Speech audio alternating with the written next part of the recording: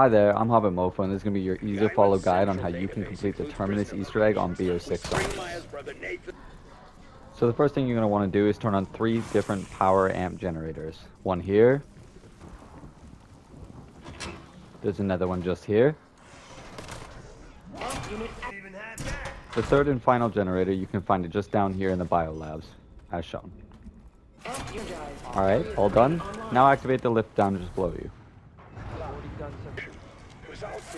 Now that you've got all this done, you're going to want to go ahead and build yourself the Beam Smasher Wonder Weapon for this map. And if you don't know how to do so, I will have a link down in the description below, as I have a video for that on my channel. Feel free to go watch it. Alright, wonderful. So you've gotten yourself the Beam Smasher. You're now going to go around to one of 4 different locations in the map where there is a trap. Now we're going to go over the locations really quick, and then afterwards I'll show you how to do the steps. There's one just here. There's another in the spawn just here. And then once you get down to the basement, there's 2 different locations down here. One is on the PhD flopper door, just here. And the other is on the opposite side at the speed cola door, just here. Now, one of these 4 traps, you're going to need to activate it and shoot the Beam Smasher up into it to be able to get a hard drive from the trap. Basically, it's entangled within the inside, and you need to activate it and use the Beam Smasher to be able to acquire it.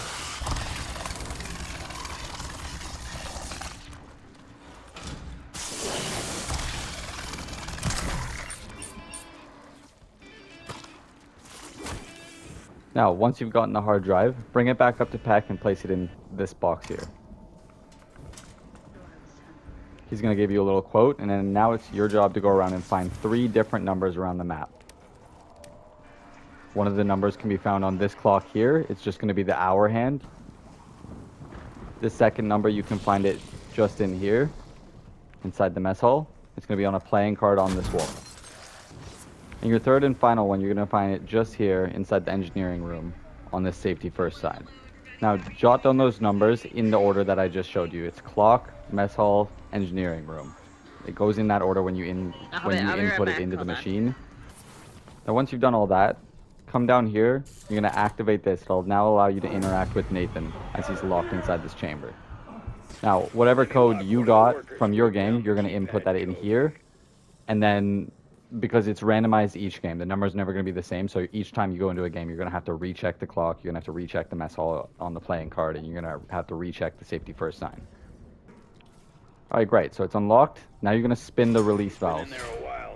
Now after you do this, it is going to let Nathan out, and he's going to be a tank. All the zombies around are going to be tanks, so it's just going to take a bit more of your effort to kill him. It's basically like a mini boss. Now, the easiest way for you to get through this is if you bring in an insta-kill and have your packed pistols with your, like, as high of a tier on them as you can. But if you bring an insta-kill, it does make this step fairly simplistic, for the most part.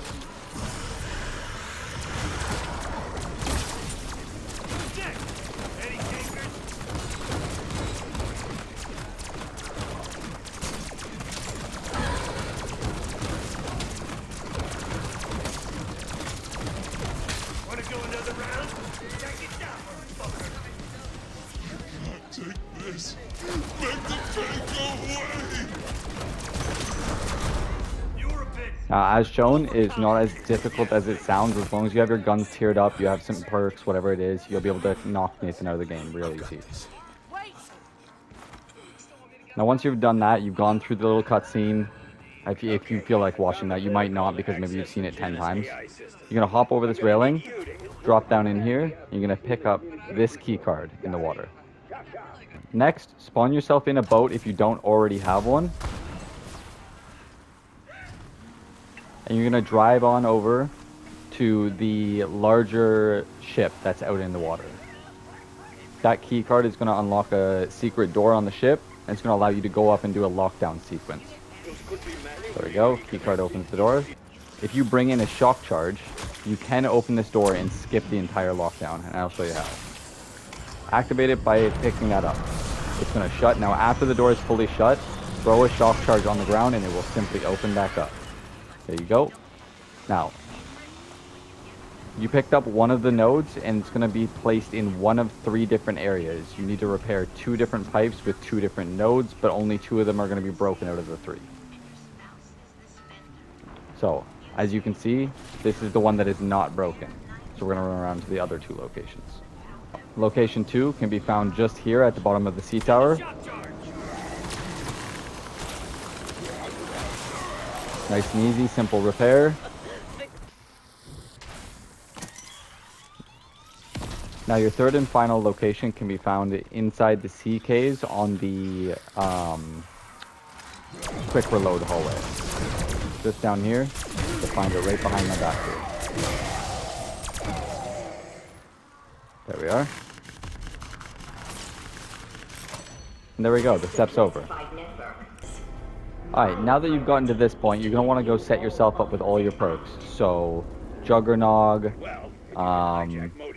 Quick Revive, PhD, Deadshot Daiquiri, Fast Reload, the works. Everything that you feel that you're going to need. If it's something that you don't need, then don't waste your time for it. Not every perk in this game is useful for every single one of the bosses or every single one of the maps.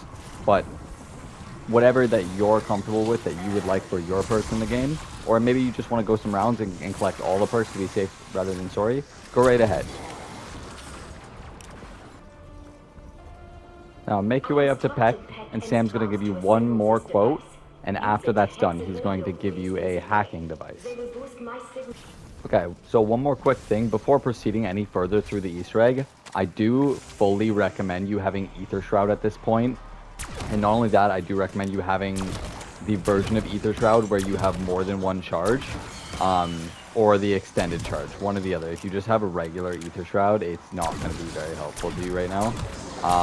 But if you do have 2 charges, or the extended charge, it will take a lot of your stress off of this part. So we're going to go ahead and get that right now.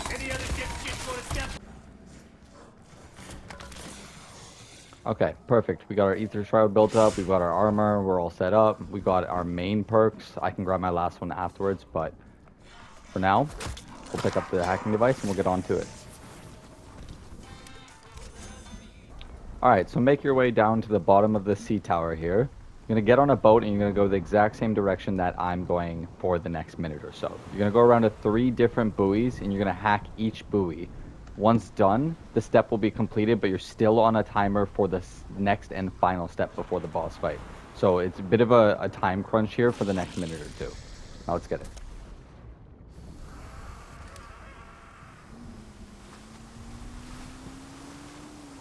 This is buoy location number 1.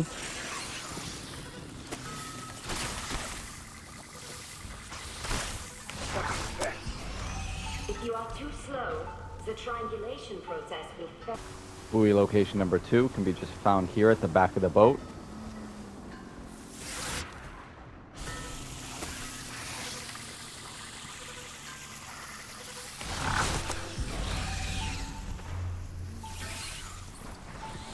Now you're just going to hook right here and go all the way around the bend to the far island where you normally would have done the final step for the beam smasher. Just for a visual reference, if you're right out front of this, this is where your third and final location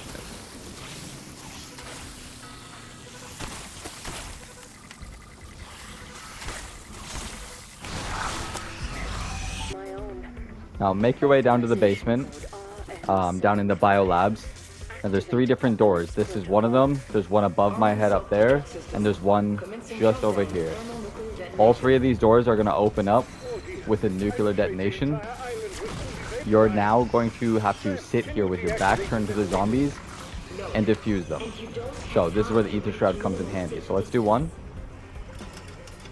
Your only option is to deactivate them manually.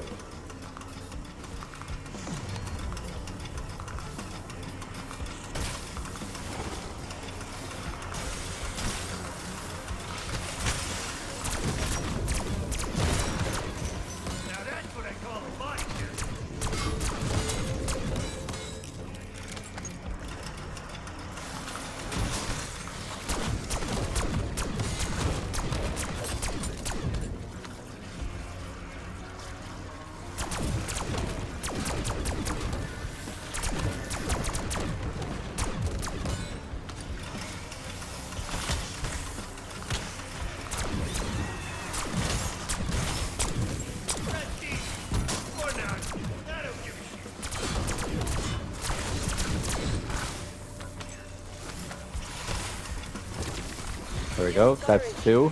Now the third and final one of these, it's going to spawn out the amalgam. Or is it just desperation? So you're going to want to drop a shock charge or what you can behind you, activate it, give it about 2 seconds because on console it has a delay in the activation for Ether Shroud, then activate it and go back to it. Just like that, simple as hell. If done correctly, you should finish this with your Ether Shroud just barely still going. Everything will disappear off the ground and you'll be safe and sound. There's really only one out of the 3 of these that will become a challenge. I choose to do it as my second nuke detonator, just simply because I know after I'm done that one, it's going to spawn in an amalgam no matter what. Anyways, now that that's done, you are safe and sound, ready to enter the boss. The boss activation door is just down here.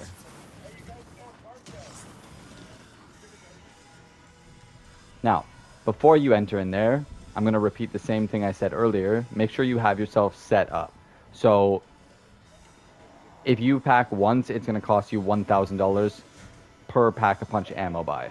If you double pack, it's going to cost you $2,500 per ammo buy. If you triple pap, it's going to cost you, I think, $5,000. You know what I mean? So, the more you pap, the more it's going to cost you in there, meaning the more money you're going to need to go into the boss with.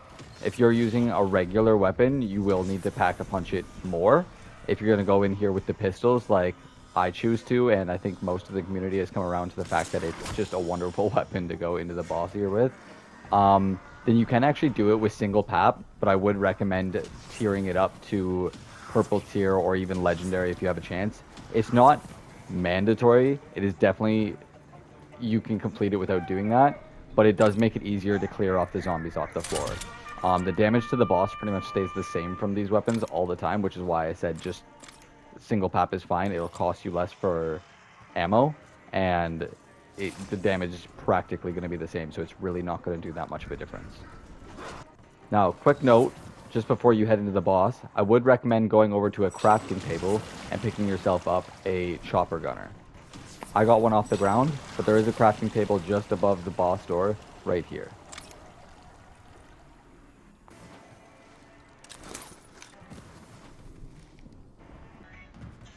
Alright, perfect. We've got all our perks, we've got our triple tier armor, we've got our purple single papped Mustang and Sally, or whatever you want to call it, Sally and Fourth in this game, I guess.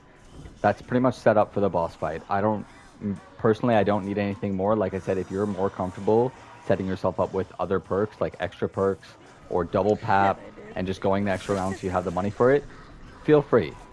It is to each their own, whatever you're comfortable with, but without further ado, let's get into the boss fight and we'll get to it. Now, before I do skip it, I just want to say, as soon as you get into the boss with the pistols, lay it into the boss. And you're just going to waver side to side, dodging its slam attacks. There's 2 different areas you can hide behind a wall where it can't hurt you. It's designed that way specifically for the player so that you have a chance to hide behind something. Otherwise, you would just die the whole time that you're in here and you'd never have a chance.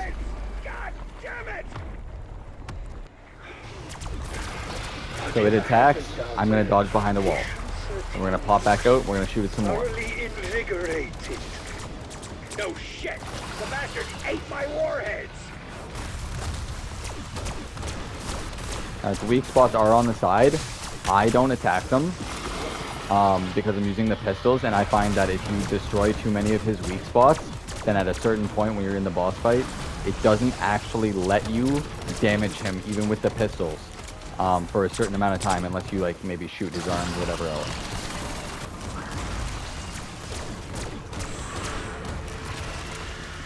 There we go, stage over. Now during this stage, he's going to disappear for a little while, and you're just going to battle it out on the floor with manglers, regular zombies. Nice and easy. Now, they did update this wonder weapon, I'm pretty sure, so it does work a lot better now than it did originally when this map was first created. So my recommendation is to just basically hoard up the zombies, do a spin around, beam them down with this, slow them down, and then mop the floor with them.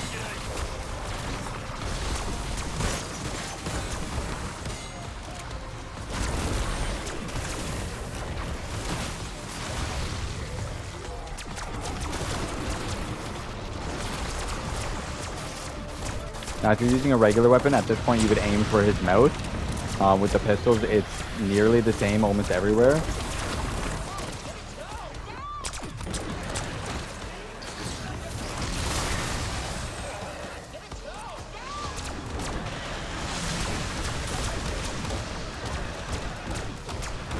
And there we go. Another stage is complete. Now at this point, it's going to start spawning in amalgams. Use the wonder weapon to your advantage on them. Like I said, I'm pretty sure they updated the wonder weapon. It never used to do anywhere near that much damage to the amalgams, especially not in the boss fight. So use it to your advantage while it is that way. They can only spawn from so many spots when you're in the boss fight. So I'm taking a ridiculous amount of damage right now because I'm just standing around. But they can't spawn everywhere. There's only there in the middle, over here at the side, and over there at that side. That being said, if you're in a certain area, you can use it to your advantage.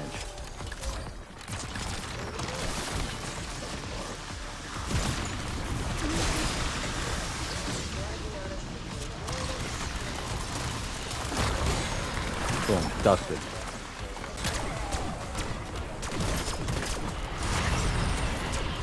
Now during this step, this is when I said that it's going to come in handy that you have a chopper gunner. So when he's on this stage, this is his final stage. Now his eyes are his weak spots, but he's going to wind up and he's going to do an insta-kill attack. So you're going to attack his weak spots as much as possible, do as much damage as you can, and then at a certain point, he's going to wind up to do an insta-kill attack right here. So what you're going to do is hit into your chopper gunner while hiding behind one of these walls. If you're hiding behind one wall, he cannot down you. I will not die. Not when I'm in the chopper, and certainly not when I'm behind that wall. So, you're going to lay in as much damage as you can during this time.